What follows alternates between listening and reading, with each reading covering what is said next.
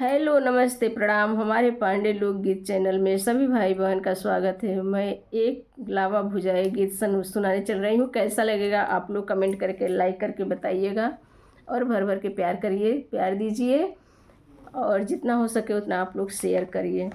लावा भूजे नाना नदिया कैसे सपरी, लावा भूजे नाना नदिया कैसे सपरी, लावा भूजे नाना नदिया कैसे सपरी। सासु से मांगे झुमका बाली और नक के नथुनिया, सासु से मांगे झुमका बाली और नक के नथुनिया। मांगे गले के सिकड़िया कैसे सपरी, मांगे गले के सिकड़िया कैसे सपरी।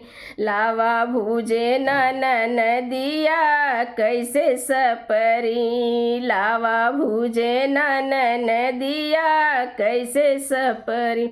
जेठनी से मांगे रुपया पैसा और कमर कर धनिया, जेठनी से मांगे रुपया पैसा और कमर कर धनिया। मांगे पाँव के पैजनिया कैसे सपरी, मांगे पाँव के पैजनिया कैसे सपरी। लावा भूजे नाना नदिया कैसे सपरी, लावा भूजे नाना नदिया कैसे सपरी।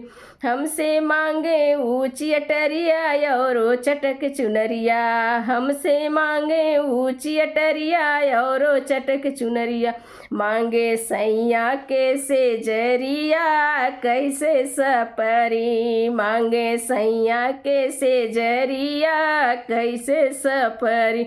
लावा भूजे नाना नदिया कैसे सपरी, लावा भूजे नाना नदिया कैसे सपरी। लावा भूजे नाना नदिया कैसे सपरी।